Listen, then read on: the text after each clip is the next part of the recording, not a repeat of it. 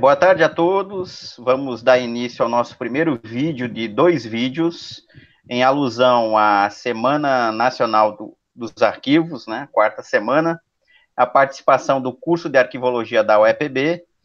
E hoje nós temos convidados especiais para esse primeiro vídeo. O primeiro vídeo tem a temática muito instigante, que é tecnologias nos currículos dos cursos de arquivologia. Como palestrantes, temos o professor doutor Daniel Flores, da Universidade Federal Fluminense, e a prata da casa, professor doutor Josemar Henrique de Mello, UEPB. Então, para esse debate, vou estipular 30 minutos, mas aí pode passar para concluir. O professor Daniel começa, depois o professor Josemar, e depois a gente faz o debate final. Saliento que esse nosso vídeo está sendo gravado no dia 28 de maio, agora mais precisamente 3h50 da tarde, mas o nosso vídeo vai estar disponível para vocês no dia 10/6, na Semana Nacional dos Arquivos, às 19 horas, no nosso página do Facebook e também no canal César da professora Eliette no YouTube. E lá, conforme for, para ter uma interação, vocês vão colocando as suas perguntas, a gente coleta as perguntas e passa para os nossos palestrantes, quando eles puderem, eles respondem, para ter uma interação com o nosso público. Então, vamos lá, eu passo a palavra para o professor Daniel Flores, e desde já agradeço esse atendimento do professor, porque foi uma estratégia nossa de tê-lo conosco, né? Porque ele está muito disputado. Professor Daniel, tem a palavra. Então, Sanderson, obrigado. Meus cumprimentos a todos e todas. Agradecer o convite, tanto ao Sanderson quanto ao Josemar, por me propiciar para ter esse momento de diálogo. Boa tarde, porque ele vai ser exibido às 19 horas, é isso, né, Sanderson? 19. Então, boa tarde a todos. A temática que me foi passado, as tecnologias, né? As tecnologias nos currículos de arquivologia no Brasil. Então, assim, quando eu fui refletir sobre isso, e até uma primeira reflexão que nós temos que fazer, o que são as tecnologias? Num primeiro momento, toda vez que a gente vê falar em tecnologia, a gente fica atrelando a tecnologia digital, tá? A TI, a tecnologia da informação. Bem, tecnologias era o papel, né, gente? Tecnologias de arquivologia, ou tecnologias que o arquivista precisava utilizar no seu fazer, né? Na gestão, preservação e acesso e transparência ativa.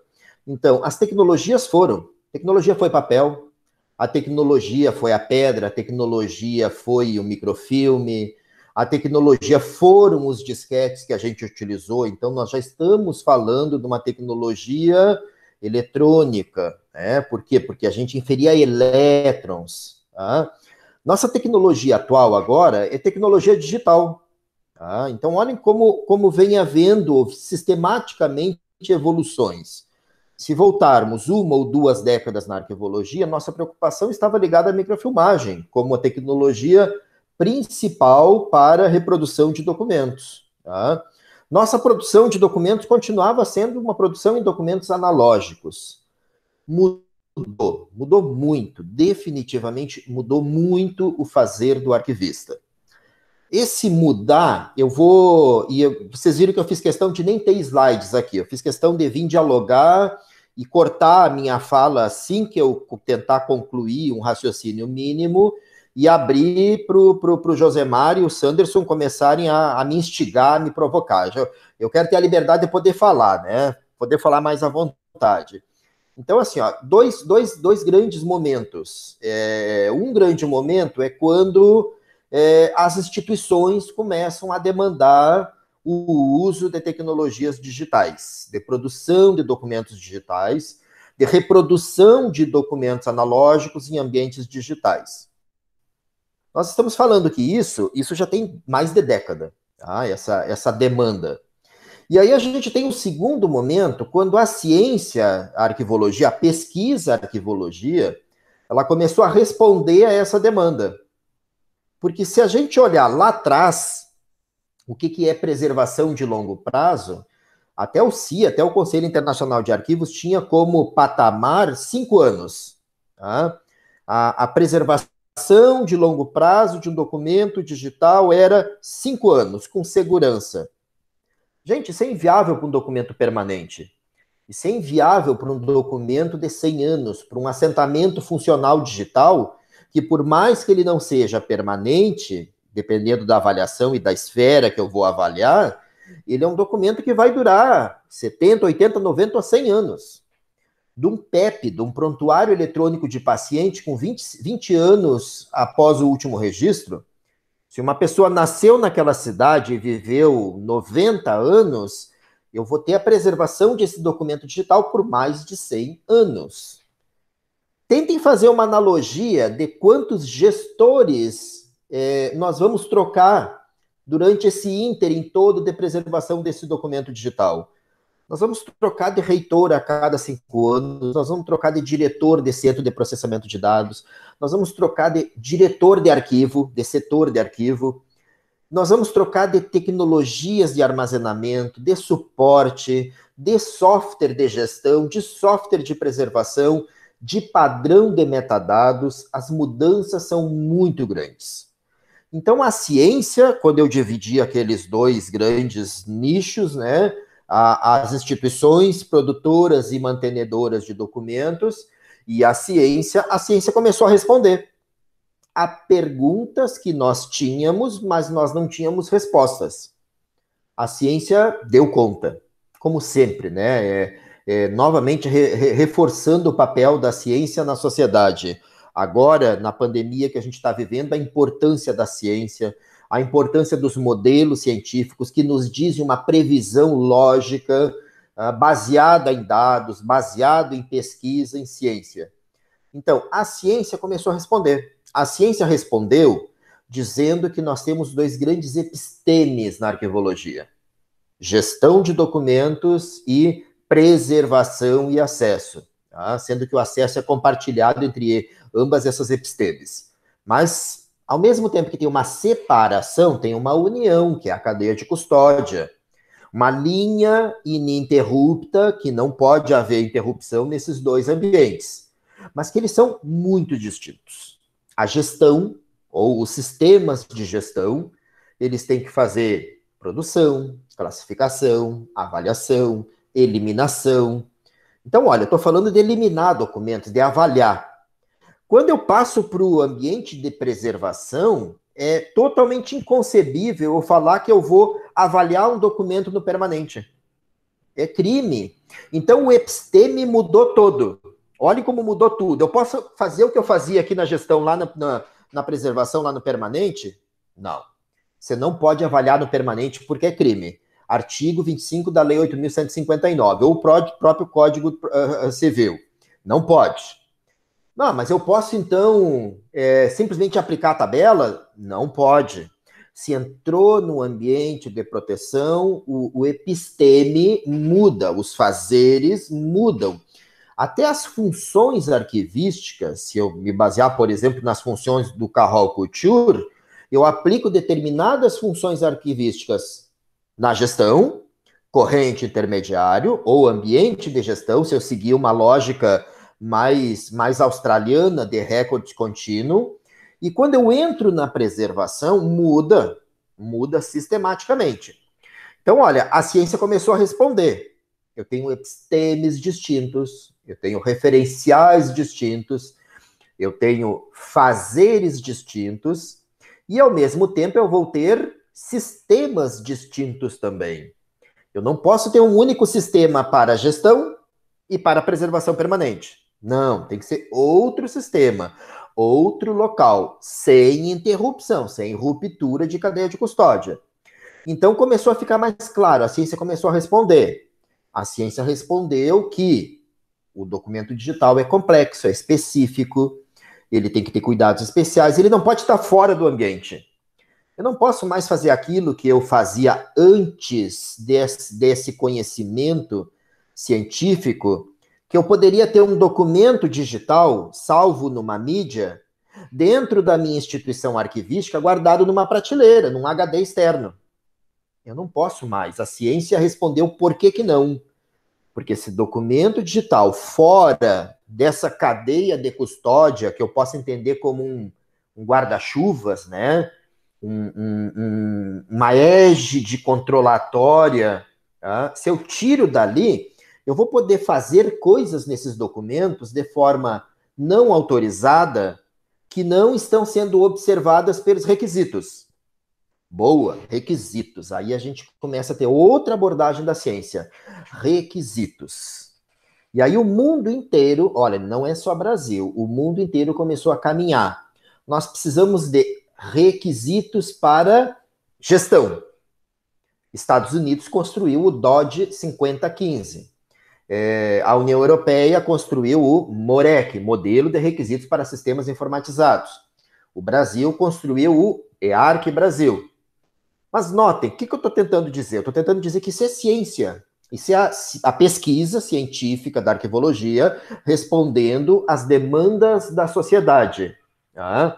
Aí ela respondeu essas demandas da gestão, ela respondeu às demandas da preservação, ela disse que na preservação tem que ter um ambiente de preservação específico, um repositório arquivístico digital confiável, um RDC-ARC, que está regrado pelo Estatuto Brasileiro, pelo CONARC, pelo Conselho Nacional de Arquivos, mas que também é uma norma ISO internacional, que é a ISO 14.721, que é o modelo AIS. Novamente, baseado em ciência. Então, construiu o básico, construiu o arcabouço básico. As instituições produtoras e mantenedoras de documentos, a ciência, e agora eu preciso fechar essa tríade, eu preciso da formação. Eu preciso do ensino, eu preciso que o ensino esteja pautado, não estou falando no ensino focado exclusivamente no mercado, não. Eu estou falando no ensino focado na sociedade. Tá? A formação de um profissional que tem que atender uma demanda social de produzir, preservar, dar acesso, transparência ativa, prestação de contas da sociedade, mas tudo isso de forma autêntica, segura, com segurança jurídica, que não é o que está acontecendo no cenário brasileiro. Não é. Nós temos sistemas de tribunais de justiça que estão produzindo documentos digitais em sistemas de gestão sem requisitos. Então nós estamos falando que ele está indo contra tudo que a ciência diz. Um sistema de processo judicial que não obedece nem o dos Estados Unidos, que é o DOD 5015, nem da União Europeia, que é o MOREC, nem o brasileiro, que é o EARC, não arquiva mais, não recolhe para preservação, porque esse sistema de gestão de processos, ele mantém o documento fora da cadeia de custódia, num setor de TI, de informática, de processamento de dados, com ruptura da cadeia de custódia. Um termo que está na pauta governamental hoje, que quando foi pedido o vídeo da gravação daquela reunião dos ministros, a primeira coisa que saiu tem que preservar a cadeia de custódia. É pauta. Tá na pauta do ministro que não assinou um documento, mas que apareceu como assinado. Autenticidade e confiabilidade. Olha, a confiabilidade no momento da produção, completude. Autenticidade ao longo do tempo, quer dizer, manter o que era aquele documento, custódia, preservação e transmissão. Mas tudo isso precisa de uma preservação sistêmica. Preservação digital sistêmica. Num sistema, num arcabouço baseado na ciência. Com isso, a formação do arquivista nesse cenário atual de tecnologia, e aí eu faria uma pergunta retórica para a gente recuperar ela no debate. Quais as tecnologias atuais? Quais as tecnologias que o arquivista precisa? Digital, sistema digital para processo judicial, sistema digital para digitalização de documentos. O próprio decreto agora, o 10278, que autoriza digitalizar e eliminar documentos. Tá autorizando, está publicado. Tinha a lei da liberdade econômica, mas que não estava regulamentada. Agora o decreto regulamentou. Se tornou muito mais perigoso. Então, com tudo isso, e muito mais ainda, que nós vamos poder desenvolver aqui no nosso diálogo, a formação tem que estar pautada nisso. A formação precisa contemplar. A formação precisa contemplar a abordagem sistêmica, o ambiente de gestão, o ambiente de preservação. Essa é a tecnologia atual. O que nós andamos fazendo, além de responder essas demandas institucionais? A gente tentou também ensaiar ou responder as demandas dos cursos de arquivologia no Brasil. Tem um texto meu, tem um artigo, tem uma apresentação na Reparc também, que eu já trabalhei sobre isso. Meu grupo de pesquisa também trabalhou.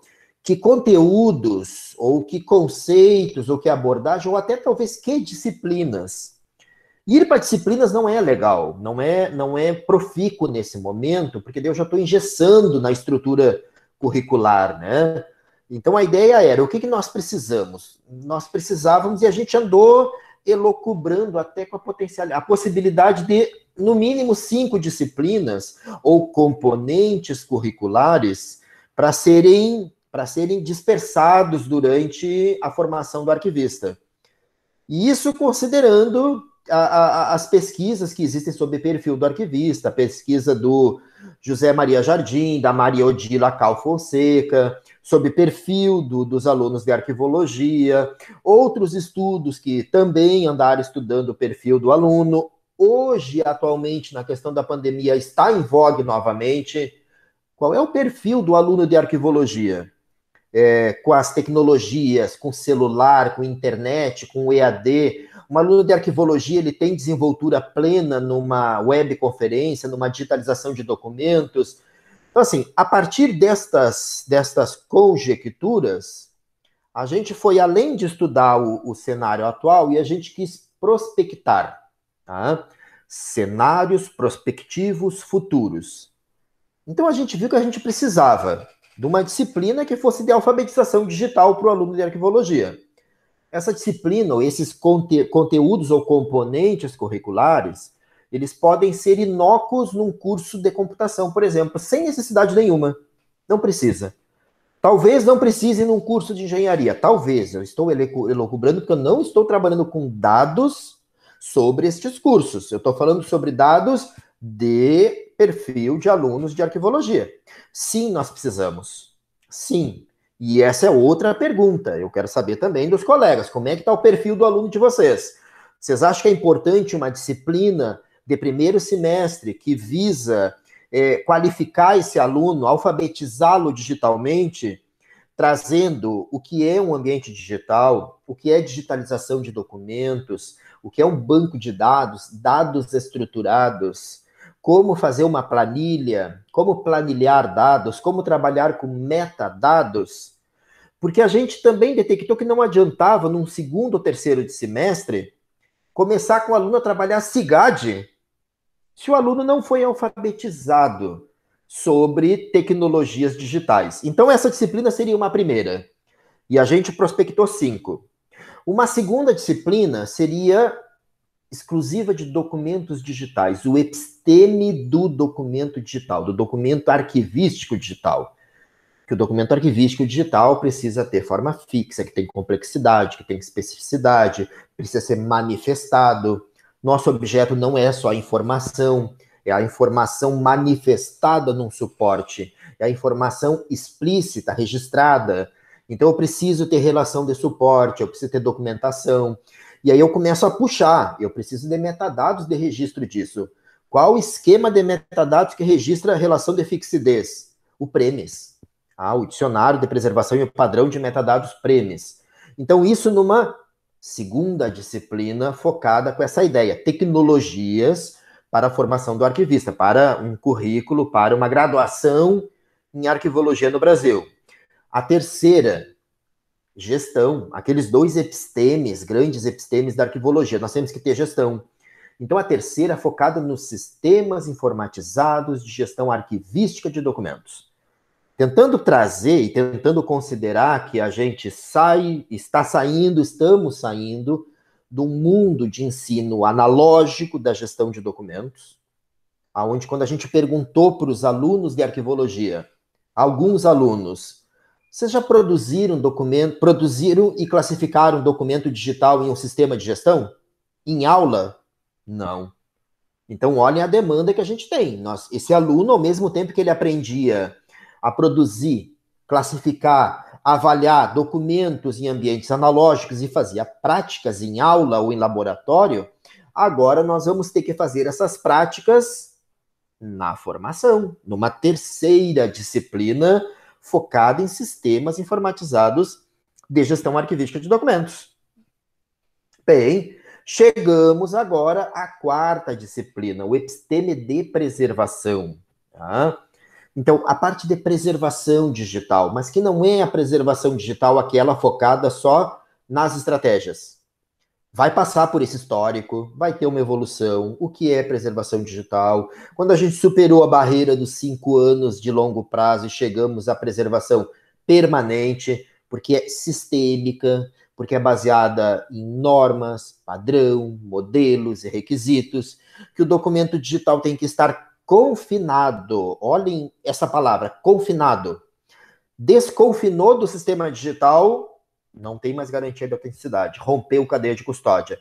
Ele tem que estar confinado, eles têm que estar dentro de um sistema com requisitos, tá? Sendo observado, gerido, preservado e acessível, com transparência quando necessário, ou com segurança de preservação e restrição de acesso quando necessário. Então, esse era o fundamental. E aí a gente chega aos repositórios arquivísticos digitais confiáveis, os RDC-ARCs. O arquivo permanente digital, né? O ambiente digital que as instituições arquivísticas precisam.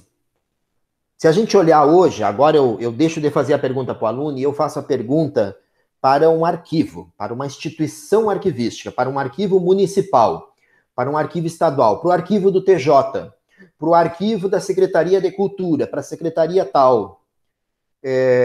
Vocês oferecem, enquanto eram analógicos, custódia de documentos analógicos. O arquivo estadual oferece custódia de documentos analógicos. A pergunta é, vocês conseguiram fazer a transição paradigmática para oferecer custódia digital? Essa é outra pergunta para nós. Que arquivo no Brasil está oferecendo custódia digital em uma linha ininterrupta? Está oferecendo para receber documentos que foram produzidos no SEI, documentos que foram produzidos no SUAP, documentos que foram produzidos no CIGED, ou no SEI da UFSM, ou no Sapiens da AGU, da Advocacia Geral da União, em qualquer sistema do episteme de sistema, vencer o corrente intermediário é crime manter esses documentos lá. Eles têm que ser recolhidos para a guarda permanente, se são documentos de caráter permanente. Essa é a pergunta. Que arquivo no Brasil está oferecendo isso? Custódia digital e uma linha ininterrupta para manter a autenticidade. Então é mais uma necessidade que a gente tem de responder tanto à formação quanto a uma demanda de que as instituições não estão preparadas também. E aí apareceria, por último, a questão forense, a questão jurídica do documento digital, do status jurídico. Porque a sociedade está achando, os gestores estão achando, o profissional de TI está achando que basta com produzir um documento digital, assinar e salvar num HD. E está preservado e vai ser mantido e preservado ao longo do tempo. Não, infelizmente não. Assim fosse, seria muito mais simples a vida de toda a sociedade. Não é. Também estão achando que basta nem colocar uma assinatura digital que ninguém vai querer adulterar aquele documento de registro de posse, de terras. Que ninguém vai querer adulterar um saldo de uma conta corrente. Que ninguém vai querer adulterar uma decisão final com trânsito em julgado que tinha sido punido, que tinha tido uma determinada decisão e alterar aquela decisão. Ou cortar um áudio de uma oitiva que a parte final condenava e que se eu picotar aquele áudio eu me torno inocente. Então, assim, essas questões também.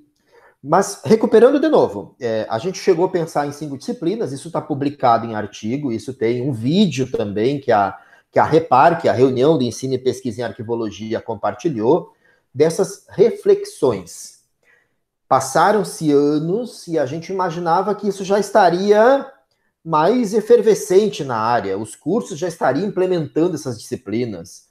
E essa é a pergunta, como está a UEPB? A UEPB já tem uma disciplina de repositório arquivístico digital confiável, já tem uma disciplina dessa alfabetização, já tem uma disciplina desse GAD, tem cursos no Brasil que tem. Não vou nem antecipar, vou deixar para o diálogo agora. Até porque na última Reparc já teve um curso de arquivologia no Brasil que apresentou a sua reforma curricular com essas disciplinas obrigatórias no currículo, com prática de pacotes arquivísticos, sabe? Com elaboração de pacotes CIP e AIP, apresentada por professoras, a coordenadora do curso estava lá e apresentou. Então, é esse cenário dispar e heterogêneo que eu quero dialogar. Como é que a gente vai fazer isso? Como é que nós vamos normalizar esse Brasilzão profundo, né? Vamos chamar de profundo, porque nós temos estados que têm 2 cursos de arquivologia, que tem 3 cursos. Temos outros que nem tem o curso na capital. O curso é no interior e a capital parece que está descoberta, tá? da formação, da preparação do profissional. Tá? Então, essas são as preocupações, as tecnologias. Nós estamos preparando definitivamente esse profissional. Ao mesmo tempo, não é para lamentar, eu quero saber que ações nós podemos fazer. Como eu posso induzir? Como eu posso melhorar essa perspectiva? Porque nós fizemos prospecção e nós achávamos que em menos de 5 anos, prospecção são cenários cientificamente viáveis. Nos foram invalidados, não foram viáveis. Os cursos não chegaram nesse patamar. Então, qual é a nossa reflexão agora, que eu quero até tirar com vocês? O que mais dá para fazer? Mais eventos, mais fórum, mais discussão com os alunos? Como é que nós vamos conseguir fazer essa transformação digital na arquivologia? Mas lembre que a transformação digital ela tem 2 desembocares, né? Ela pode ser por inovação sustentada, que é baseada em normas, padrões, modelos e requisitos, mas ela também pode ser a disruptiva. Afasta-se o profissional, afasta-se os referenciais e coloca um sistema qualquer lá na gestão, que é o que está acontecendo na realidade. Coloca um sistema para produzir documento digital sem requisito nenhum. Coloca um sistema para digitalizar documentos que não considera requisito, que não considera os fundamentos da ciência. Essa é a preocupação. É isso que eu quero dialogar aqui com vocês. Espero que eu tenha conseguido construir o argumento e passo a palavra para a gente seguir o diálogo. Senhor Daniel, como sempre, reflexões ricas e muito importante para a arquivologia e nossos cursos de arquivologia. A gente anotou aqui as questões, a gente vai debater, e eu vou passar para Josemar, né, para ele, na fala dele, né, já é que ele como é que eu vou dizer, ele é um dos nossos lutadores também na parte da arquivologia digital, ele faz parte do nosso núcleo estruturante nessa questão da UEPB, na nossa atualização dos currículos. Aí Josemar, na fala dele, já responde e ele já coloca algumas ações nesse sentido. Mas são muito ricas as reflexões e importantes para o arquivista do futuro. E a gente vai debater ao final, depois da fala de Josemar, todas essas questões aí. Contigo, Josemar, só habilitar o fone aí, você tem 30 minutos ou pode se alongar mais para o debate. Bem, boa tarde, Daniel. Toda vez que eu falo com você, minha cabeça fica explodindo com milhões de ideias e problemas. Inclusive, nós estamos passando aqui na Paraíba por alguns deles, que é justamente a implantação de um sistema de gestão documental, onde nós estamos conseguindo colocar pelo menos um certo diálogo do arquivo, da arquivologia, mas essa é uma questão também que a gente pode também discutir, o tempo da administração e o tempo do arquivo. O tempo para elaborar um plano de classificação, uma tabela de temporalidade, porque a Paraíba não tem nenhum desses instrumentos. Então, a gente tem que fazer esses instrumentos, colocar esses instrumentos no sistema, e aí está uma confusão, porque o pessoal não... quer implantar já, porque as pessoas querem trabalhar com documento digital, mas não querem colocar as questões arquivísticas. E aí estamos numa discussão. Mas eu vou deixar isso para mais à frente. E eu vou falar, assim, a minha fala é pequena e ela vai se restringir à questão da UEPB. Né?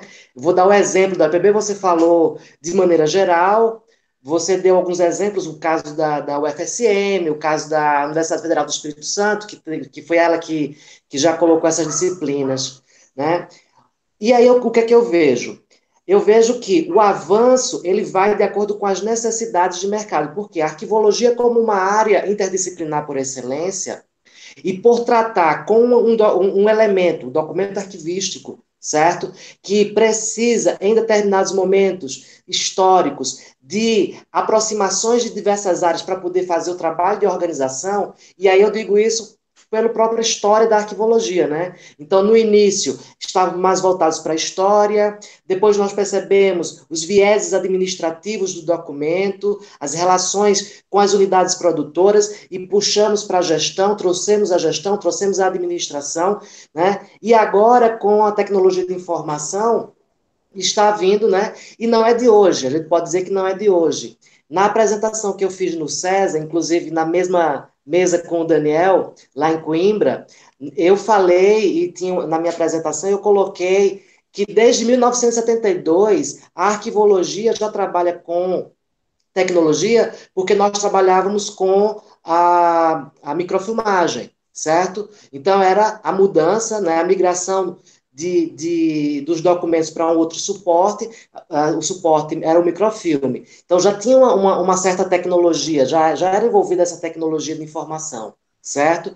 Só que houve o avanço das tecnologias, né, entrando a internet e o documento digital, e a gente precisou trabalhar também, a arquivologia precisou evoluir, como o professor Daniel falou muito bem na sua fala. No caso da UEPB, o nosso projeto pedagógico, ele é de 2006, o primeiro projeto pedagógico, ele é de 2006, né?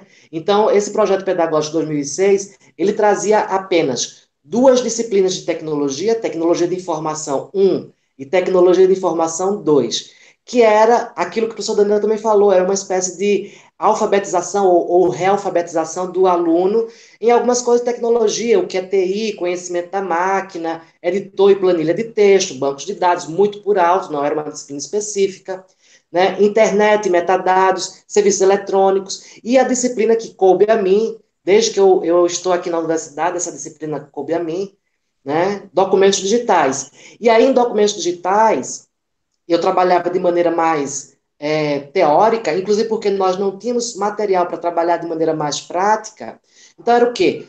Transformação do documento em documento digital, os conceitos, as características do documento digital, a gestão eletrônica, a validade do documento digital, a preservação digital, metadados, custódia, todos esses elementos eram colocados em documentos digitais. Né? Então, nós fizemos uma reformulação, né? E o novo projeto pedagógico foi implantado em 2017. E nós saímos de 3 disciplinas, praticamente, né? Ou seja, 2 de tecnologia de informação, 1 e 2, e documentos digitais, para 5 disciplinas. Não é bem as 5 disciplinas que o professor Daniel falou, né? Mas o que é que nós fizemos? Nós pegamos uma disciplina geral para dar essa alfabetização do aluno nesse mundo digital, nessa literacia digital. Então, ficamos com o fundamento da tecnologia da informação e comunicação.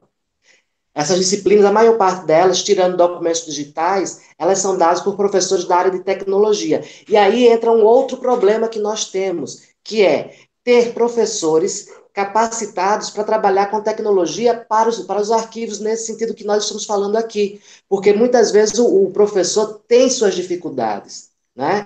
Eu, por exemplo, tenho algumas dificuldades técnicas de lidar com a tecnologia. Eu sou muito mais teórico do que propriamente prático. Então, foi quando nós começamos a conversar e dividirmos. Então, nós criamos 5 disciplinas: fundamentos, arquitetura de informação, gestão de tecnologias e sistemas arquivísticos. Essa disciplina ela é específica porque ela vai falar da gestão documental em ambientes digitais, né? Então ela vai falar dos sistemas de gestão documental e os sistemas de preservação. Nós colocamos tudo ali dentro, não colocamos uma disciplina fora. gestão de bancos de dados e estrutura e linguagem para organização e informação web. Então, a gente colocou essas disciplinas, hoje já estamos em novas discussões, o professor Sanderson participa do nosso pequeno grupo, são os professores de tecnologia, eu e o professor Sanderson, mais um funcionário da universidade, que é um técnico da área de tecnologia de informação, que nos dá o suporte no Campus 5, né? Felipe Galiza, Felipe professor Galiza. Helder e professor Danilo. Exato. Esta equipe é ela que está montando, inclusive montando as disciplinas. O que é que nós vamos colocar nessa disciplina de sistemas? Como é que ela vai falar? Como é que nós vamos fazer a relação entre documentos digitais, que é teórica, e essa disciplina? Então, nós aproximamos. Então, o aluno vai ter, numa segunda-feira, por exemplo, documentos digitais de maneira teórica, aí ele vai ver todas as questões sobre custódia, sobre documentos digitais, conceito de documento digital, conceito de metadados, né?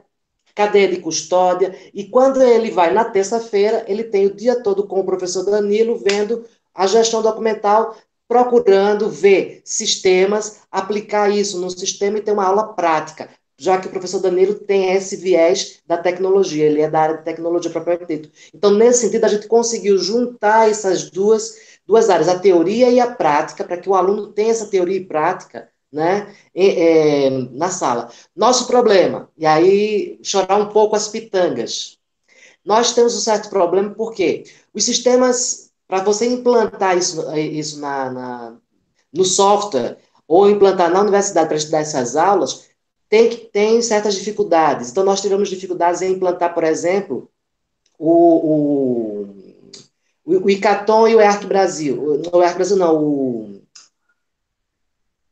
sistema... Arquivemática. Minha cabeça está péssima. É essa quarentena.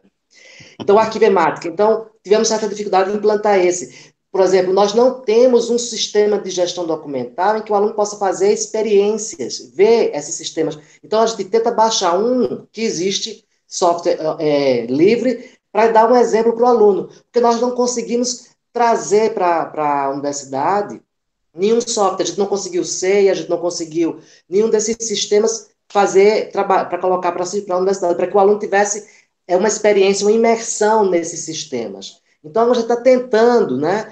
Esse é o primeiro semestre, onde que a gente está trabalhando com essas disciplinas, né? Então, a gente está trabalhando com os alunos e estamos, em cima dessas experiências que nós estamos tendo, tanto os professores como os alunos, a gente está tentando fazer nas próximas reuniões, para a gente voltar a uma certa normalidade, ver como é que foi essa experiência e saber se a gente pode fazer alterações. Então, o núcleo docente estruturante do nosso curso, ele está também atento, eu faço parte, o professor Sanderson, está atento justamente para perceber o quê? Justamente as alterações necessárias para que a gente possa melhorar o que nós temos. Então, nós estamos fazendo colocamos essas primeiras 5 disciplinas, estamos fazendo experiência com essas 5 disciplinas, verificando se essas 5 disciplinas se encaixam realmente nas necessidades do curso, se elas precisariam ser alteradas, se precisaria ser uma mudança de conteúdo, e aí essa passa a ser uma discussão do núcleo docente estruturante. A coisa interessante do nosso curso é que todos os professores fazem parte do departamento, isso é um ponto favorável para a gente, né? Nós não temos professores de um outro departamento que venha dar disciplina e depois volta para o seu departamento. Então, todos os professores é do mesmo departamento. Isso nos facilita a comunicação, o diálogo, e dizer, olha, nós precisamos que a tua disciplina tenha esses conteúdos, e aí explicar e discutir. Nós, por exemplo, tivemos uma reunião onde eu e o professor Sanderson estávamos explicando para o professor Helder e o professor Danilo as questões arquivísticas para que eles pudessem ter embasamento na parte técnica deles, de tecnologia, para poder trabalhar com os alunos. Então, isso está sendo uma experiência muito boa, né? E espero realmente que a gente consiga fazer com que essas questões que o professor Daniel levantou na fala dele, justamente sobre a preparação desse aluno para esse novo mercado de trabalho, que é um mercado de trabalho totalmente tecnológico, que vai exigir dele essas questões arquivísticas voltadas e aplicadas na tecnologia. Então, é fundamental trabalhar essa tecnologia, mas é também fundamental que esse aluno tenha essa base arquivística, Então, a gente não pode perder de vista esse embasamento arquivístico, né? E esse embasamento arquivístico nessas tecnologias é uma complementação para que a formação desse aluno ele seja o mais completo possível. Eu vou terminando por aqui e colocando essas questões para que a gente possa também ampliar no nosso debate. Obrigado e agradeço novamente a presença do professor Daniel Flores aqui com a gente. Obrigado, Josemar. A gente agradece sua fala e resumiu muito bem a vivência nossa da UEPB nesse sentido, né, como esse evento, essa roda de conversas, né, aproveitando um especialista internacional.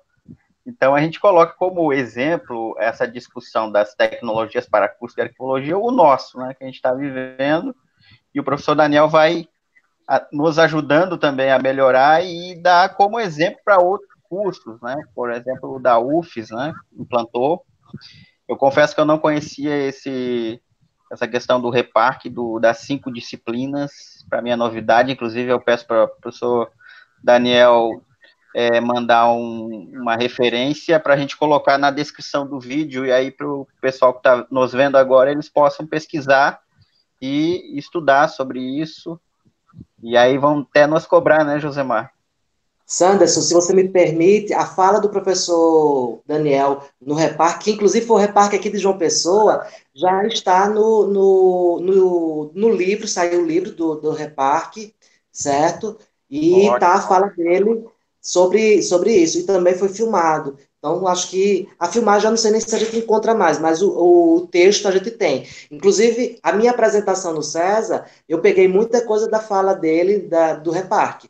Então, ele fala justamente isso, tem uma coisa que eu achei extremamente importante e pertinente, ele fala justamente a estrutura necessária para se implantando essas disciplinas. Aí ele vai falando a necessidade do letramento, a abordagem sobre o Estatuto do Documento Digital, sobre os metadados, sobre a preservação, a autenticidade, a cadeia de custódia e o repositório. Ou seja, é o passeio desde a produção até a fase final do documento, eliminação e guarda permanente em ambiente digital. Ótimo. Eu peço para o professor Daniel também habilitar o áudio dele, eu acho que não vai dar microfonia, que agora é o debate aberto. Né? É o que eu anotei de uma pergunta importante, eu sempre caminho com isso, é teoria e prática. Né? O que a gente tem visto, o professor colocou muito bem, que as instituições vêm fazendo de CIGADs, entre aspas, né? Então está muito longe dessa teoria, que a arquivologia vem muito bem com o projeto Interpares, a professora Luciana Durante vem debatendo o mundo todo. Gostaria que o professor Daniel colocasse um pouquinho de que estratégias, aí já pensando no nosso aluno em formação, futuro arquivista, ele pode usar nas instituições para conseguir que o pessoal de tecnologia ouça as teorias arquivísticas. Sanderson, se você me permite acompanhar essa pergunta para colocar mais lenha nessa fogueira. Ótimo. A questão que nós estamos passando aqui na Paraíba é justamente a necessidade de encaixar no tempo administrativo as questões arquivísticas. A intenção do Estado em colocar um sistema de gestão e produção de documentos digitais sem os elementos arquivísticos, mas só que para colocar um plano e uma tabela, a gente precisaria fazer plano e tabela. Então, a gente tem um tempo, e esse tempo não está se coadunando. Só que, e aí entra aquela questão que você tem muito bem, que eu adoro aquele seu texto sobre transformação disruptiva e transformação, né, disruptiva... Exatamente. Sustentada. Então, a gente está tentando fazer com que a transformação do Estado da Paraíba seja sustentada dentro das questões arquivísticas. Só que eles... não, mas nós queremos implantar amanhã. A gente vai implantar amanhã. Mas você não tem condições de implantar amanhã, você não tem plano, você não tem tabela, você não tem protocolo único, você não está planejando aqui a questão do repositório para você poder já produzir o documento, tramitou, é permanente, já enviar para o repositório, já fazer essa guarda no repositório. Então, a gente está com essa dificuldade. Eu gostaria que você falasse na formação, que é a pergunta do Sanderson, e nas questões administrativas. Como é que a gente consegue fazer, colocar na cabeça desse pessoal, professor? Ótimo. É um desafio tremendo, né, gente? Muito. É incrível, um trabalho hercúleo. Josemar falou muito bem que a gente, por mais que a gente queira fazer, as instituições já estão lá na frente. E até exatamente esse o gancho que eu peguei num primeiro momento, porque o Sanderson falou ali em formar um profissional do futuro. Tá? Eu vou aproveitar esse gancho exatamente para a gente fazer uma reflexão e que a gente fez também quando a gente foi prospectar a formação do arquivista daqui a 5 anos, daqui a 10, daqui a 15, como é que vai estar a sociedade, como é que vai estar esse profissional, como é que vai ser a formação, essas disciplinas. Isso é um equívoco nosso. A gente admitiu isso. Nosso grupo de pesquisa aqui da UF, ele admitiu. Nós temos que parar de pensar lá no futuro, lá no profissional do futuro, e saber e admitir que nós estamos atrasados. Não dá mais para nós pensarmos num futuro, não dá mais para pensar em construir disciplinas, abrir concursos com perfil tal, construir laboratórios para daqui 5, 10, 15 ou 20 anos, porque a realidade é qual? As nossas instituições já estão produzindo documentos nato digitais. Nossas instituições já estão digitalizando documentos e eliminando o original. Sem preservação digital, sem requisitos, sem garantia de fixidez, sem forma fixa. Então, essa era a pergunta, que eu queria aproveitar essa questão do profissional. Eu posso continuar chamando o profissional do futuro ainda? Eu já dei um pouco da resposta do nosso grupo. Não, não é mais profissional do futuro. É um profissional atual, contemporâneo e que nós já estamos atrasados. Aí o Josemar falou que a gente quer fazer determinadas ações de forma bastante sistemáticas, baseadas em ciência, baseados nos referenciais, só que não adianta, o barco está andando, o trem está andando, sabe? Nós vamos ter que ter ações muito mais dinâmicas. Nós não vamos conseguir fazer uma identificação arquivística como deveria ser feita, com toda calma e tranquilidade. Nós vamos ter que desenvolver metodologias ágeis. Tá? Nós estamos estudando agora identificação tipológica de sistemas digitais, porque a gente já perdeu o gap, o tempo que seria para definir tipologias que seriam produzidas num sistema digital. O que aconteceu? As instituições começaram a produzir documentos e sistemas digitais sem contemplar tipologia nenhuma. Então, eles nem sabem o que é informação, o que é documento, porque não foi estudada a ação que gerou, ou seja, a atividade, a definição de um tipo documental. A forma mais a atividade. Houve aquele perigo seríssimo que acontece, que é criar uma tela de um sistema digital, e eu posso até exemplificar aqui o caso que aconteceu muito seriamente nas universidades, que se a gente pegar o plano FIM, o CCD das instituições federais de ensino superior, que nasceu no primeiro momento, mas depois serve para qualquer IEF, inclusive Instituto Federal. Isso. Serve para qualquer, até particular também. Até particular, desde a portaria aquela que dá a amplitude plena do código de classificação, do plano, na verdade, né? Então, o que acontece? Quando a gente fala na matrícula, a gente tem um rol de tipos documentais. Tá? A solicitação do aluno, a confirmação do coordenador, a efetivação, a negação de disciplinas, todas essas, cada uma delas tem uma atividade. O olho do arquivista, ele é treinado para isso. Nós somos treinados para enxergar a atividade e saber que em cada atividade tem um nome de documento, tem um tipo documental. A informatização equivocada que aconteceu dos sistemas é que o profissional de TI, por não conhecer o nosso referencial, ele foi lá e criou uma tela única chamada de matrícula. Então, o pedido do aluno, a efetivação do coordenador, o ajuste, tudo, virou um único documento, um único tipo documental. É como se a gente eliminasse documentos permanentes em série. É um serial killer. Em série. Eu não estou queimando documento a documento, porque eu fiz um sistema que contempla milhares de tipos documentais. Então, eu estou matando documentos, eu estou cometendo crime serial killer mesmo, em massa. Daniel, se por você favor. se você me permite, essa questão de sermos serial killer, eu vejo aqui na universidade, por exemplo, no caso dos nossas cadernetas digitais, a caderneta do professor. A caderneta do professor ela é um banco de dados. Ela é um banco de dados guardado em um sistema de banco de dados. Se você, por exemplo, pedir uma caderneta de 2010, essa caderneta de 2010 ela não vai ter cadeia de custódia nem forma fixa. Por quê? Porque ela vai ser puxada os dados e formatada na estrutura de hoje. Aí você vai ver. Inclusive, eu até falo isso na minha sala de aula, eu já conversei isso com o Sanderson e já apresentei isso na universidade também, no evento que nós fizemos. Então, por exemplo, a logomarca da UEPB, ela foi alterada. Então, se você pega a caderneta de 2010, quando era uma outra logomarca, e você pede para ser imprimir, para ver essa caderneta, você vai ver com a logomarca atual. Ou seja, a quebra da cadeia de custódia foi para o espaço, a gente foi serial killer, a universidade é serial killer. Então, basta um bom advogado para dizer, olha, como é que eu posso acreditar num documento que não tem forma fixa nem conteúdo estável? Claro, com toda certeza. Mas aí, assim, aproveito mais ainda, porque daí o Josemar falou numa questão do tempo. O Josemar deixou muito claro isso, né?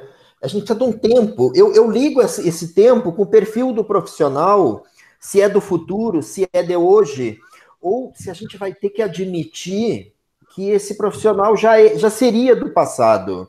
Esse arquivista que teria que ter habilidades para tratar essas tecnologias desde o passado, desde alguns anos atrás, e que a gente não contemplou, como essas cadernetas, como a transformação digital das dissertações e teses, que hoje estão se transformando em documento digital nas universidades, mas que estão totalmente afastadas da gestão arquivística. Um mestrando, um doutorando, deposita a sua dissertação, a sua tese na biblioteca. Não tem mais um arquivo. Ele já é na digital, num DSpace, sem cadeia de custódia, sem fase de gestão, como um objeto digital independente, e que ele está identificado lá no código e na tabela, novamente, a questão jurídica, legal, como documento de caráter permanente, que não está sendo preservado como tal. Então, nós vamos ter que admitir isso. Nós temos atrasos. Quando eu admitir que eu tenho atraso, muda o foco, a dinâmica muda. Eu não vou poder mais prospectar para implementar disciplinas no futuro. Elas são urgentes. Eu vou ter que correr atrás desses professores. Eu vou ter que correr atrás de laboratórios.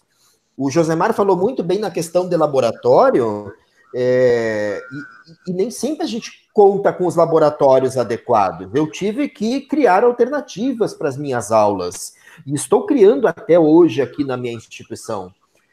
Eu tenho que levar um computador com o software livre pronto, e os alunos digitam o IP da minha máquina, no seu celular, ou num notebook, ou num computador tal, para a gente começar a fazer essas práticas. Então, quando eu admitir que tem atraso, isso é importante, muda a lógica. Eu acho que é isso também que a gente vai ter que fazer um meia-culpa. Tá? A gente perdemos o time, perdemos o tempo na produção de nato digital, na digitalização, nos representantes digitais, na preservação, e nós vamos ter que mudar alguma coisa nisso. Eu fico, às vezes, um pouco incomodado quando eu chego para trabalhar com as minhas temáticas, as minhas temáticas de digitalização, ICA-Atom, arquivemática, cadeia de custódia. E aí aquele arquivo, aquele profissional diz assim, mas professor Daniel, eu tenho outras questões, como por exemplo, eu tenho um problema no meu acervo analógico, eu tenho um problema no meu depósito, eu tenho um problema que eu ainda não tenho plano de classificação para determinados setores ou atividades. Então o digital, eu não vou tocar enquanto eu não acabar tudo do analógico. Eu não vou trabalhar com ICA-Atom enquanto eu não tiver todo o meu analógico organizado. Não, desculpa, é um equívoco. É um equívoco, a gente está refletindo sobre isso. Essa fala não é minha, essa fala é uma fala suscitada pela pesquisa, de que o digital é mais complexo, o digital precisa de cuidados já imediatos, que o analógico precisa, mas que mesmo sem esses cuidados imediatos, ele consegue ficar preservado ao longo do tempo, ele consegue ser recuperado com forma fixa e conteúdo estável, a assinatura não tem problema de deslocar a autenticidade que tem no digital. Então, o digital ele tem um cuidado mais especial, mais urgente. Quando eu assimilar isso, aí eu vou parar com essa ideia de não tocar no digital enquanto não tratar e resolver todos os problemas do analógico. Eu acho que essas questões não podem ser tratadas de forma dissociadas. Não é à toa que agora na pandemia, agora na Covid-19, a gente está sendo demandado. O que nós estamos fazendo, nós área, nós arquivistas, nós arquivos, para colaborar com o isolamento, para colaborar com o acesso, com a transparência ativa? Aí vem a pergunta, o que nós estávamos fazendo antes da pandemia, prospectando e preparando para o meu arquivo ter transparência ativa? Que plataforma arquivística eu estava digitalizando e colocando meus documentos online?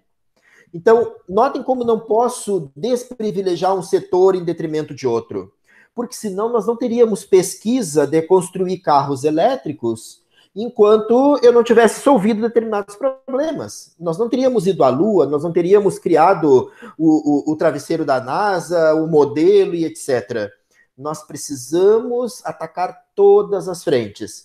E aí eu vou entrar na última questão e eu devolvo a palavra. Isso é pesquisa. Isso é ciência. Nós estamos formando um profissional no berço, no leito da ciência. O arquivista é um profissional de ciência, baseado em ciência, baseado numa abordagem científica. Ele não é um técnico. Sem nenhuma abordagem pejorativa ao técnico, extremamente necessário. Mas o arquivista é o que pensa a política, o que elabora, o que emana. Então, se eu não privilegiar que é ciência, que é teoria para ser aplicada, eu vou cair num lugar, num senso comum muito perigoso. Porque eu sou arquivista e eu vou começar a negar a teoria, negar a ciência. Seria como um profissional de TI começar a negar a ciência. Aí não precisa ter formação. Aí eu contrato um programador, um técnico com capacidades boas para programar naquele momento, que vai ser mais barato do que um profissional de TI de alto nível, mas que a curto, médio e longo prazo, ele vai ter problema na elaboração, na concepção de requisitos, no pensar, que é o que o arquivista tem. Ele pensa essas políticas, ele aprende a aprender. É isso que nós ensinamos aqui na academia, baseado em normas. A gente não diz que tem que usar um RDC Arc só porque ele tem robustez, não, é porque ele é baseado em norma, modelo, requisitos, modelos de metadados, cadeia de custódia. Então é porque isso é baseado em ciência, em metodologias. Esse ranço de separar teoria e prática, a gente precisa abolir esse discurso. Nós precisamos levar para a sala de aula essa dicotomia teoria e prática e saber que a nossa prática tem que ser pautada em ciência. Senão, não precisa se formar. Minha filha, não precisa.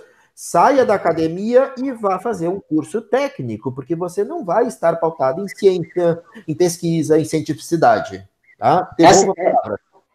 Eu só queria pegar esse gancho que você deixou sobre a questão de teoria e prática, né? Eu acho que essa questão de teoria e prática, ela caiu num senso comum de dizer a teoria na realidade não funciona.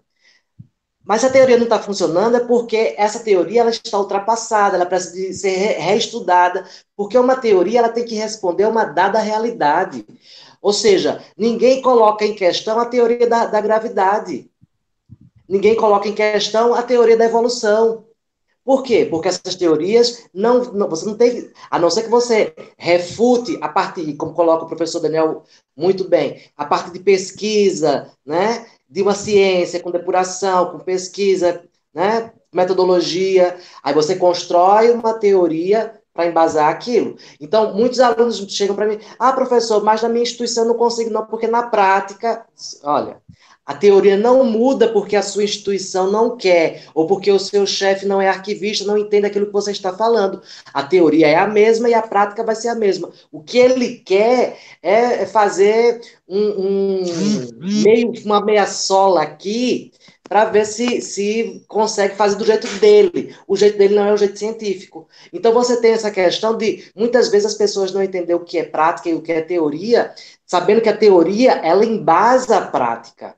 Certo? A arquivologia, ela é uma área técnica, mas é uma área técnica com embasamentos teóricos, certo? Com embasamento teórico. Então, você precisa dizer para as pessoas que você não é um mero técnico, você é uma pessoa que, para fazer o seu trabalho, você demanda da teoria. E a teoria diz que tem que ser assim. Agora, o problema que eu vejo é encaixar o tempo da instituição, o tempo que ela quer aquela determinada tecnologia, aquele determinado documento digital rodando no sistema, com o tempo da arquivologia para preparar esses elementos, os requisitos, os modelos, todo esse desenho teórico, a gente tem que preparar e dizer, olha, tem que seguir essa estrutura. Eu estou sofrendo isso agora, nessa questão com o Estado aqui na Paraíba, mas é justamente isso que você coloca, a teoria e a prática, elas andam juntas. A gente não pode deixar que o aluno pense que na prática a teoria é outra. Não, na prática a teoria é a mesma, certo? Se você está achando que a teoria mudou, então você está fazendo uma prática errada, você não está utilizando a teoria correta. Diga, Sanderson. Eu tenho mais uma colocação interessante sobre os requisitos. O EARC Brasil é de 2011. Nós estamos em 2020. Eu queria que o professor Daniel colocasse no cenário brasileiro, e eu vejo que o professor já fez palestra por todo o país, já foi para instituições, em que pé anda as iniciativas de softwares, citou vários, né? O CIO, tem o do Rio Grande do Norte também, como é o CIPAC, tem o SUAP, que também é do IFRN. CIGADOC de São Paulo.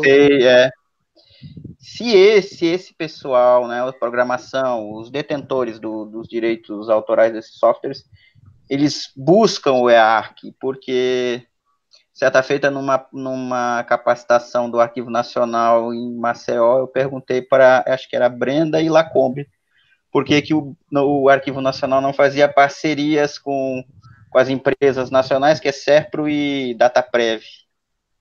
Aí falou da dificuldade, né, dessa questão toda, porque SERPRO é unidade, não é uma empresa pública, né, então visa lucros também.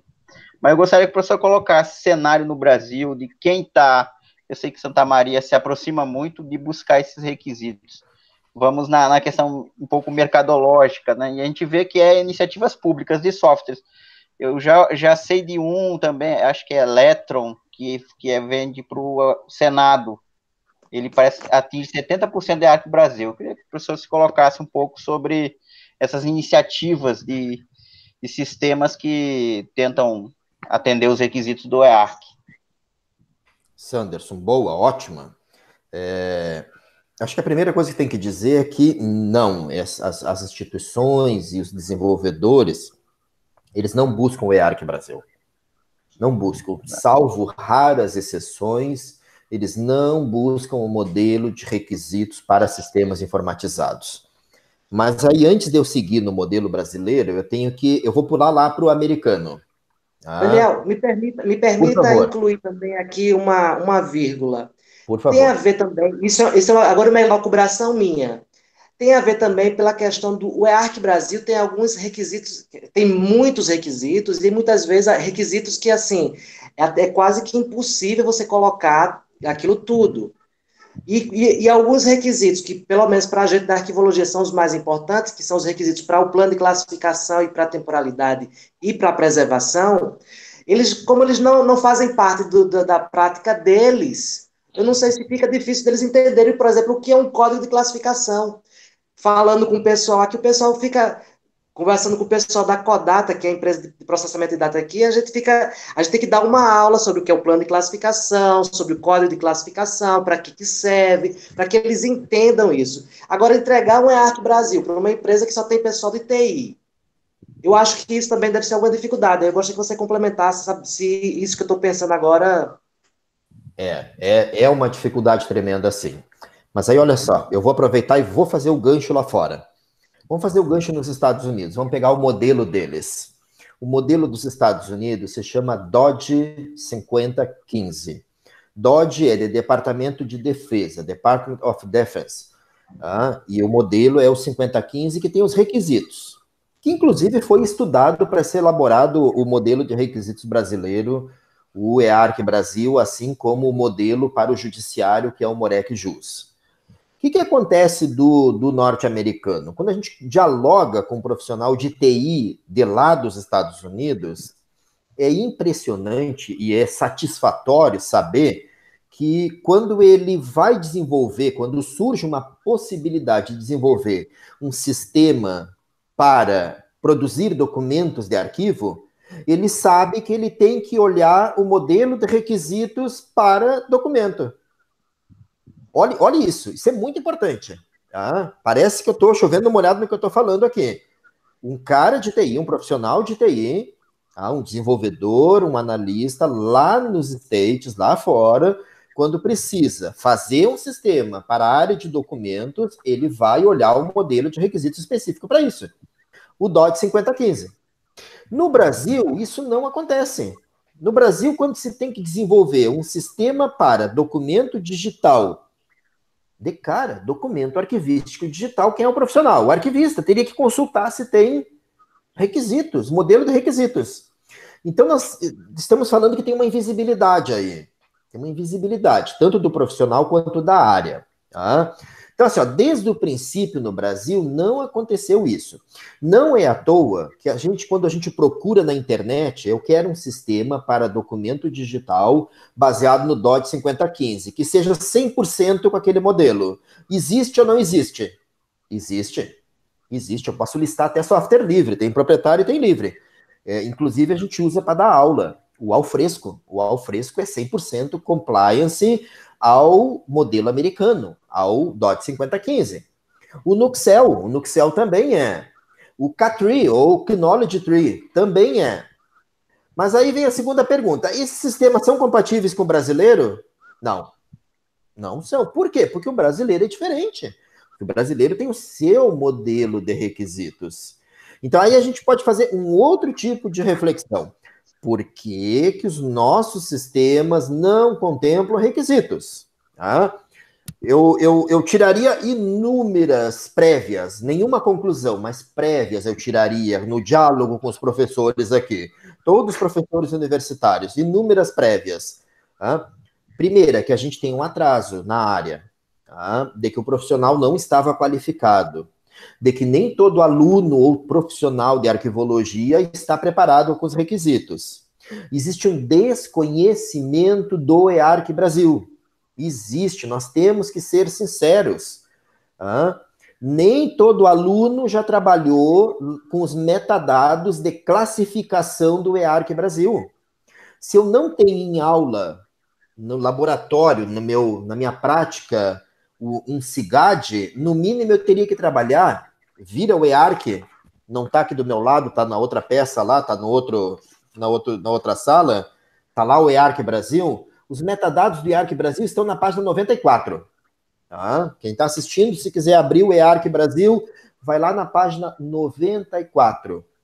Tem o código da classe, tem a identificação, tem a alteração de classe, encerramento de classe. Esses metadados, eles têm que ser dominados pelo aluno de arquivologia, eles têm que ser explorados. O aluno podia ter uma aula de Excel fazendo esses metadados. Ele poderia fazer um banco de dados utilizando esses metadados do modelo. Mas aí o profissional vai lá, ele vai trabalhar na prática e ele vai fazer um plano, mas ele não aborda o EARC Brasil. Ele não tem registro de alteração de classe. Ou vocês já viram algum arquivista fazendo isso? Ele não faz. Ele está dissociado do modelo EARC. É como se o EARC Brasil fosse só para TI. E não, o modelo EARC é para o arquivista, é ele que tem que dominar, isso que o Josemar acabou de falar. Então, assim, ó, primeiro momento, o arquivista tem que dominar mais o EARC Brasil.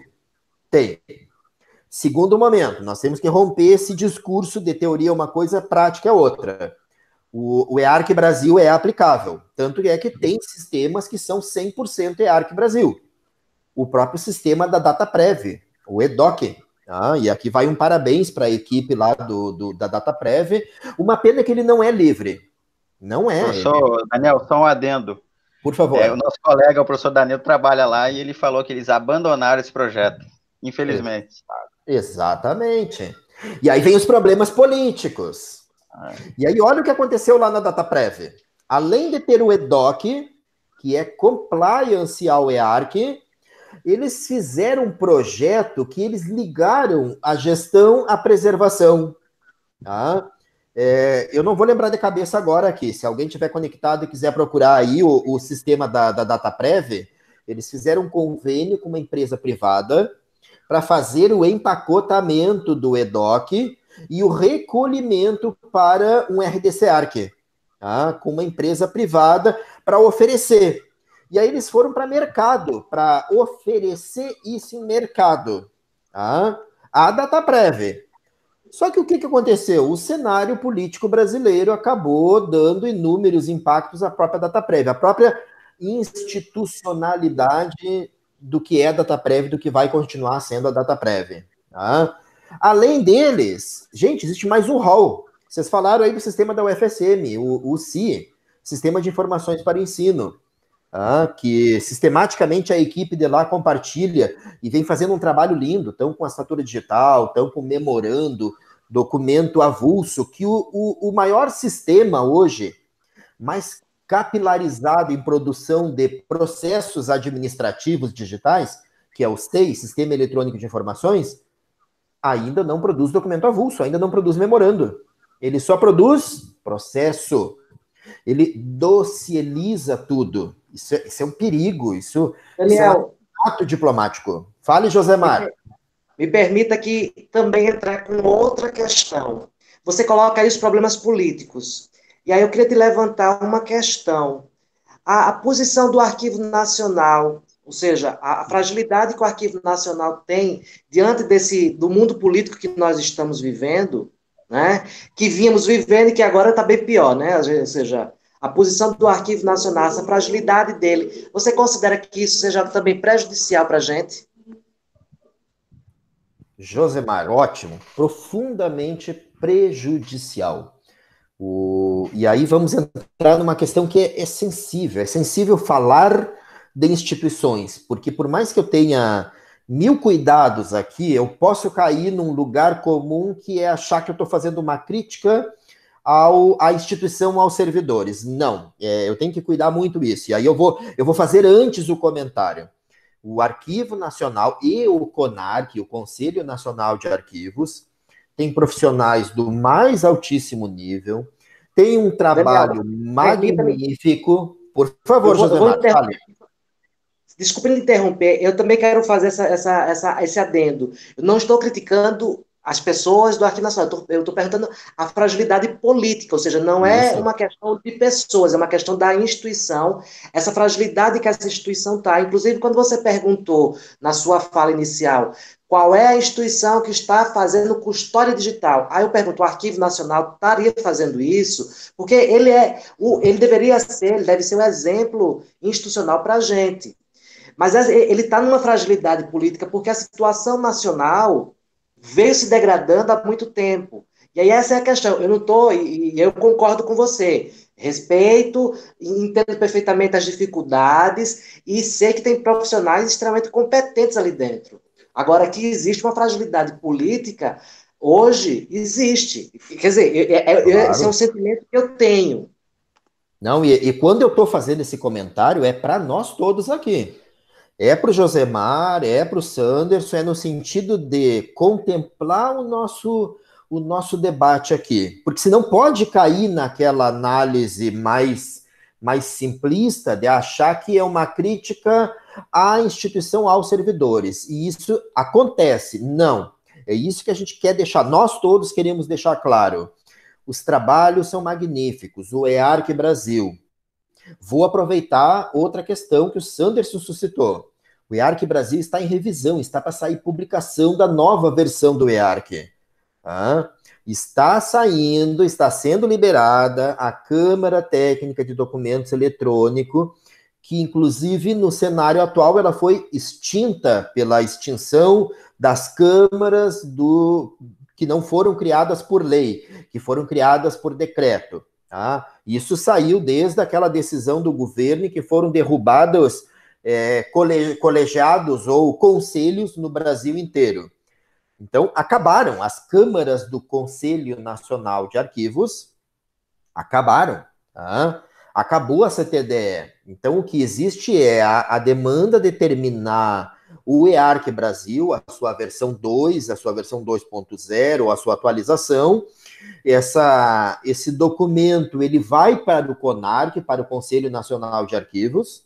O momento é oportuno, porque está em consulta pública as representações para o CONARC. Tá?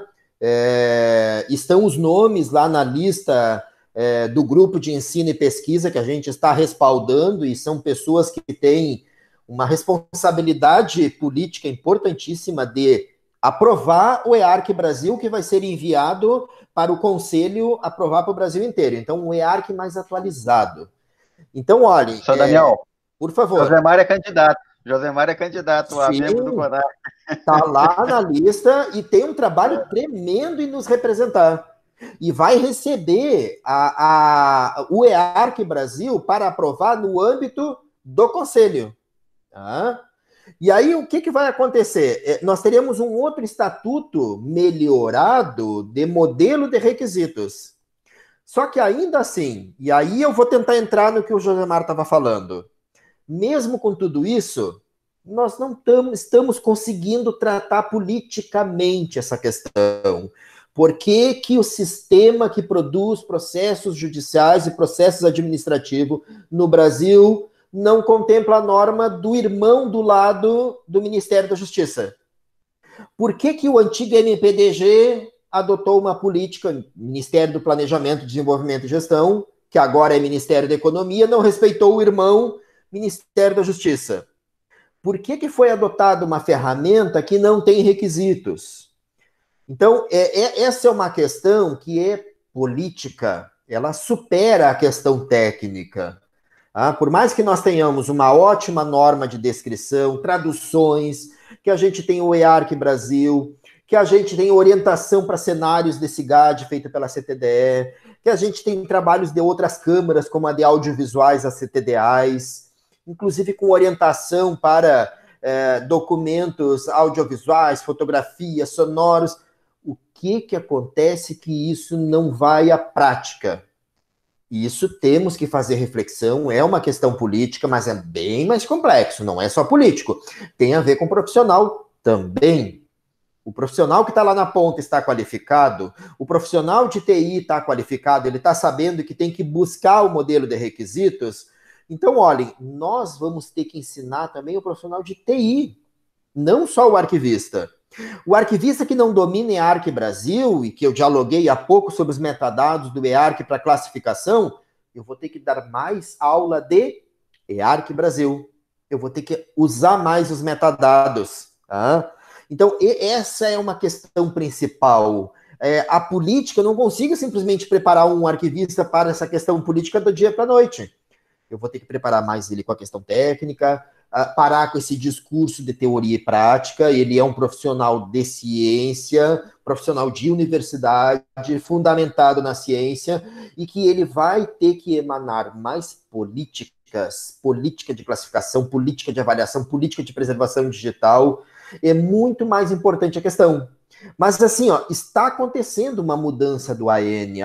A gestão atual, a gente tem visto algumas ações estratégicas.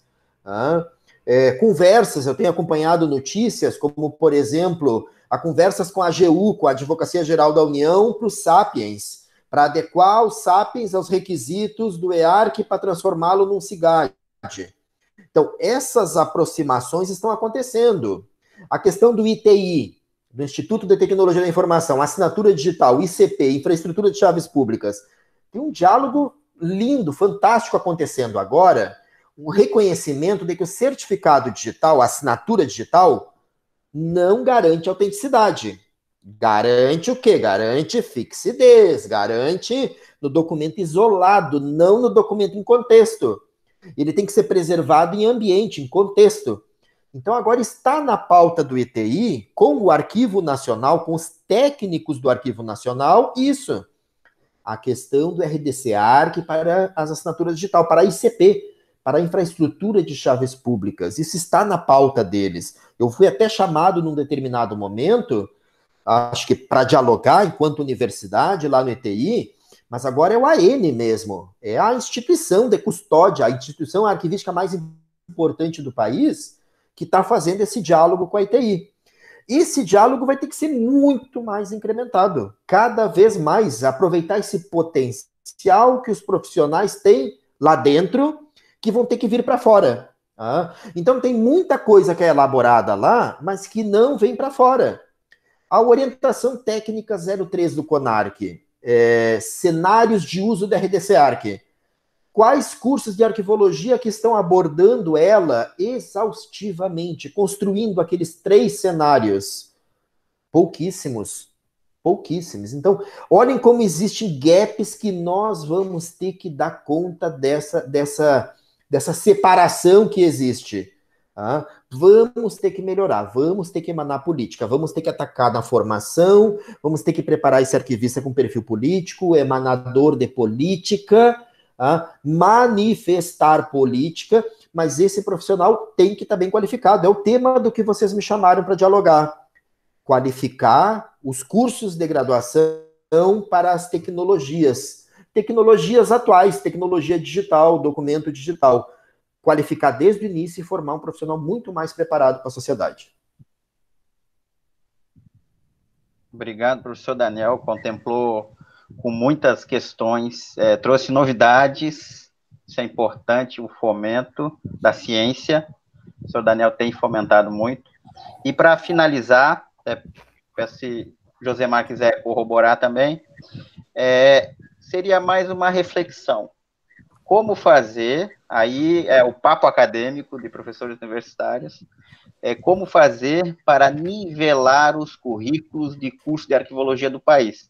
Claro, sabemos que tem universidades federais, a nossa é estadual, né, Josemar? Tem a UEL também, tem outras estaduais também, mas eu vejo que a comunidade arquivística é muito unida, né? Então o REPARC puxa isso. Aí eu queria também saber de professor Daniel e também Josemar também, ideias na questão de como fazer esse nivelamento. Claro que, enquanto o EPB, Josemar também é do núcleo, a gente vai ter um tempo agora para reformular o nosso currículo, né? Mas aí fica para o cenário nacional, como fazer esse nivelamento, claro, respeitando cada situação, cada estado, cada região, mas ideias, reflexões, né, para finalizar essa rica tarde de debate, e vai ser um sucesso esse vídeo aí.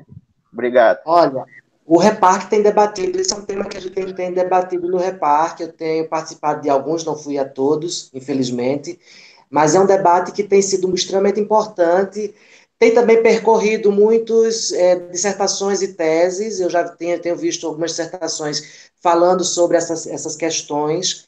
Assim, é um tema extremamente difícil, né? Porque, assim, você tem especificidades muito grandes em cada departamento, em cada curso, para corpo docente, né? Até mesmo a diferenciação entre corpo discente.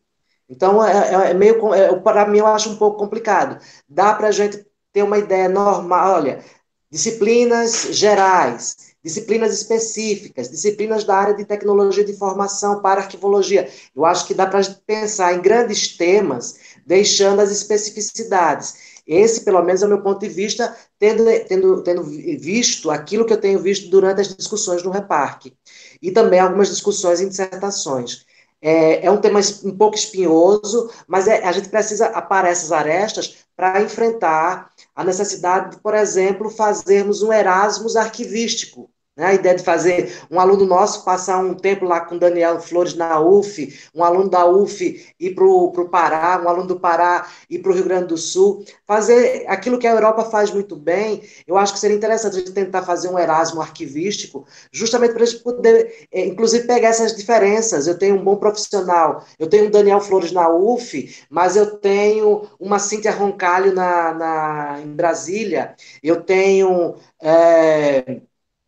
o pessoal do Rio Grande do Sul, eu tenho o pessoal da Bahia. Então, assim, dá para a gente fazer uma grande família arquivística. Essa, pelo menos, é o meu ponto de vista. Vou largar meu chimarrão aqui para dialogar.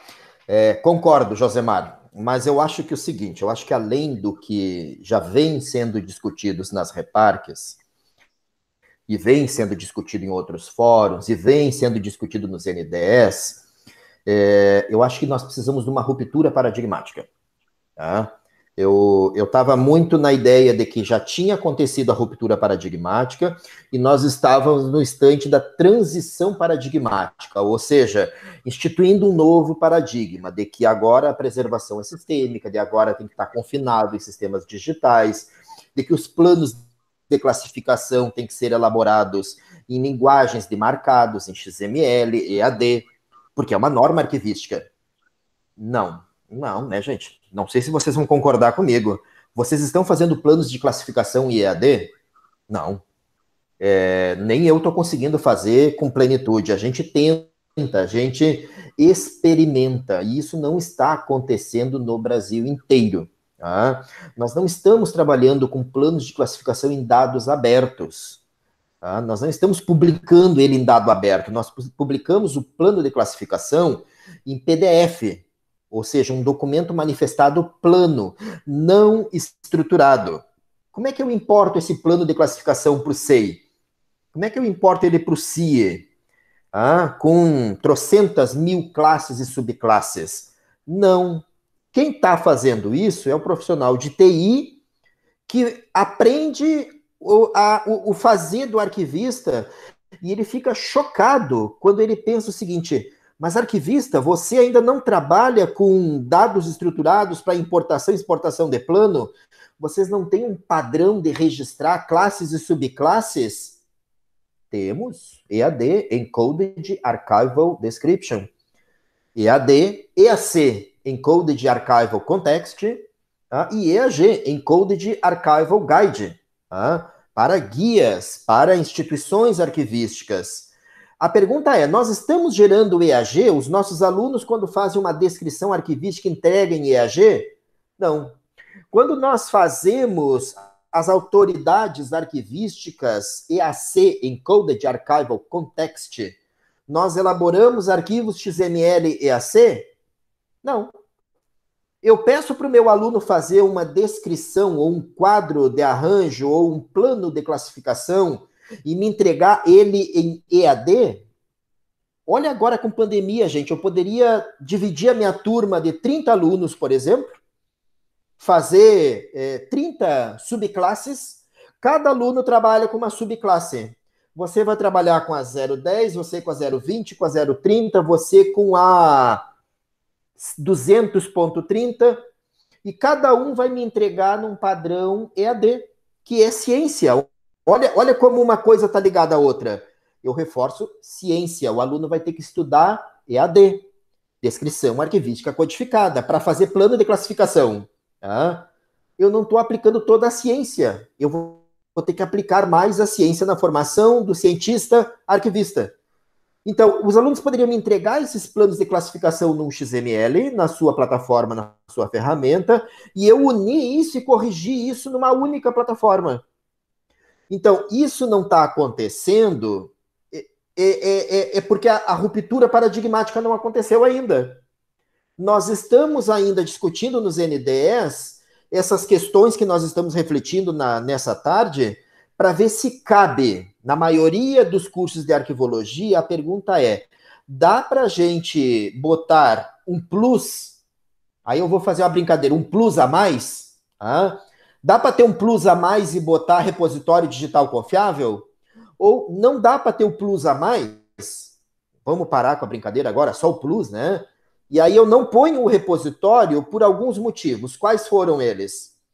Porque eu não tenho laboratório, porque eu não tenho professor para dar aula, porque o professor não está qualificado para isso. Não tem de estar qualificado ou não. Isso é ser arquivista. Se você é da área de arquivologia, você tem que saber.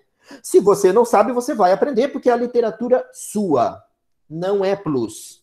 Não é a mais. Tá? Não é um tempero diferenciado que você vai dar. É necessário, é fundamental. É parte do núcleo duro da formação do arquivista. Você tem que ir atrás. Se você não tem laboratório, bom, aí eu compreendo. Você não vai fazer prática, mas você vai dar a disciplina igual. Você vai formar ele em repositório arquivísticos digitais confiáveis, nem que seja só na teoria. Nem que você só ensine o que é o repositório, o que são os pacotes, de onde é que vem a norma, quem construiu a norma, o modelo OAIS, o modelo de pacote, os metadados adotados, a cadeia de custódia, e que mesmo que eu não consiga ir para a prática, tá? Tem que dar. Isso não está acontecendo, salvo raras exceções. Aqueles cursos que já têm essa disciplina, aquele professor que foi interessado, e o Josemar estava no último reparque e viu as professoras daquele curso que foi lá e apresentou, eu acho que estava, não, mas pela cara não, o Josemar vai falar em seguida, mas que a professora falou que fez prática de pacote. Ela apresentou isso na sua apresentação. Ela trabalhou com RDC Arc Arquivemática, os alunos fizeram pacotes, alunos da graduação de arquivologia, e viram os tamanhos dos documentos que submeteram e aquelas conversões que o Arquivemática faz para normalizar para preservação de longo prazo, que tamanho que ficou no final. E aí eles fizeram comparação do pacote submetido, ciência de novo. O nome do pacote submetido é CIP, está lá na norma. Para o pacote arquivado, que a norma também diz que tem um nome próprio esse pacote, que é AIP, pacote de arquivamento. Então, olhem como a gente começa a reforçar a questão científica. Ciência, baseada em normas, padrões, modelos e requisitos. Então, tem curso que está fazendo, e aí até dizer, o Daniel está fazendo, o outro está fazendo, mas isso não é legal. Todos os cursos têm que fazer. O Daniel tem que ser mais um só. Só mais um. Todos os cursos tem que estar fazendo, e o Daniel tem que só dialogar com os outros, né? E aquele outro curso que ele está fazendo também, só dialogar. Como é que vocês estão fazendo?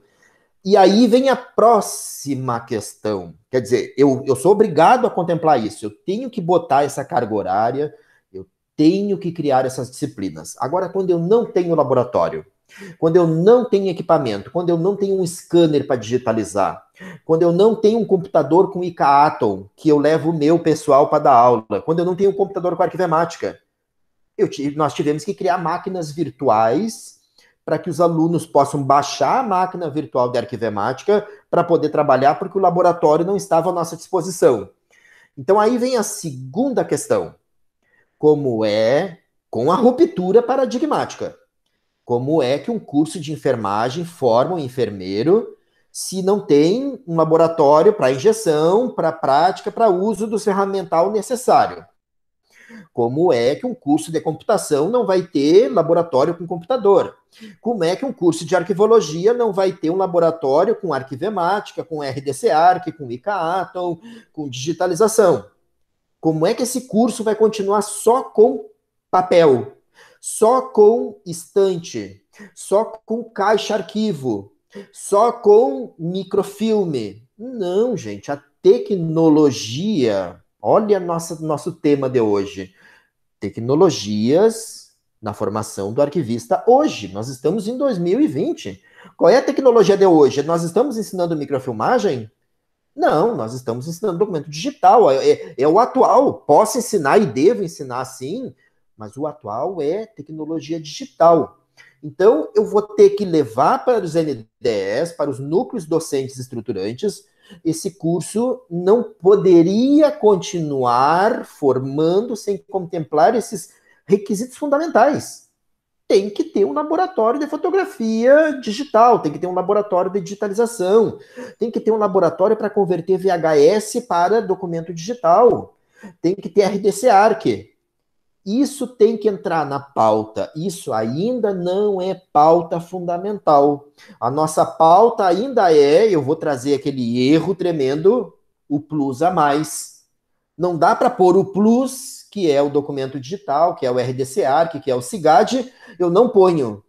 E aí eu ponho uma disciplina complementarzinha lá, uma tecnologia da informação 1, tecnologia da informação 2, que não é documento digital, que não é do núcleo básico mais. Do núcleo básico é gestão de documento digital, SIGADs, RDC-ARCs, diplomática forense digital e assim por diante. Tem que parar de achar que a gente vai continuar ensinando o que se ensina lá na computação como a tecnologia que a arquivologia precisa. Não, a arquivologia tem um construto próprio.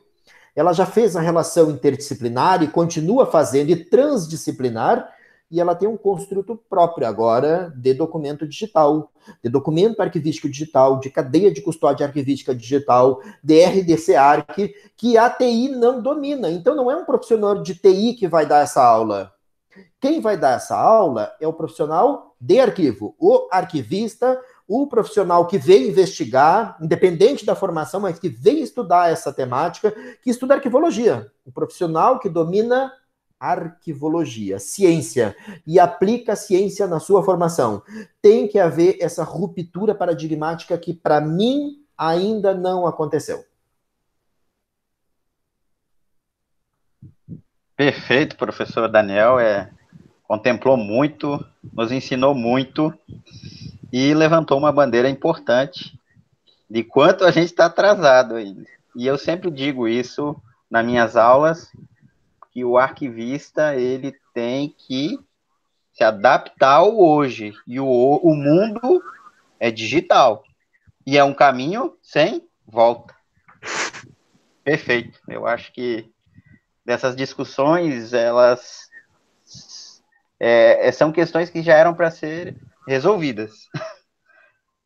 Mas estamos batendo na tecla, mas vamos procurar soluções para que os nossos professores de hoje estejam capacitados para ofertar isso para os alunos. Porque os próprios alunos nos cobram isso. Não só os alunos, como o mercado de trabalho. As instituições cobram isso, já trabalham com nato digital. E o arquivista é o profissional que tem que se colocar à frente disso, porque já teve... até foi uma questão até que foi no Rio Grande do Sul, que um jornalista depois se desculpou e colocou que arquivista só trabalhava com papel. Aí foi feito um vídeo para desconstruir essa ideia bacana, para mostrar que o arquivista também trabalha com documento digital. E a questão é que, por mais que... E a teoria reforça, né? A diplomática contemporânea reforça ainda mais. O plano de classificação da tabela não é só para o suporte papel, é para o suporte digital, e claro que o digital tem as suas especificidades, as suas peculiaridades. E eu acho que foi muito importante. Eu vou passar para as considerações finais, né? Já tomamos muito tempo, professor Daniel, o professor Josemar também, e foi brilhante. Eu mesmo aprendi muito aqui, e me dá ideias para fomentar mais essas questões, e a gente, que é professor da área, trabalhar para formar um bom profissional qualificado para o mundo atual. Aprendi hoje, não é futuro, é o hoje, é o agora.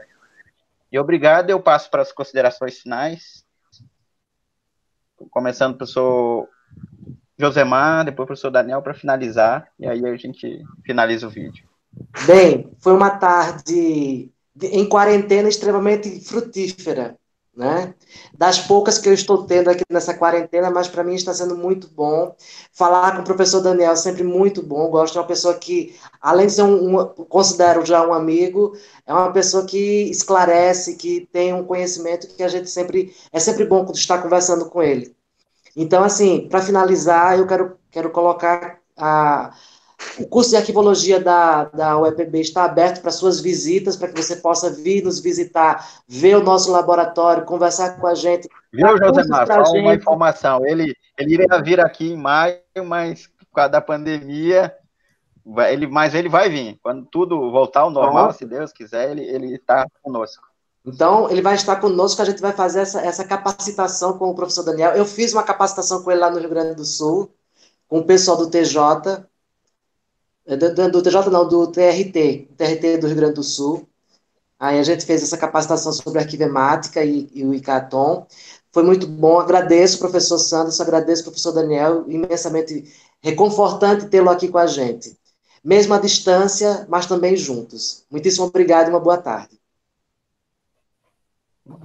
Eu só tenho a agradecer, eu acho que foi ótimo, a gente conseguiu fazer um papo muito à vontade aqui.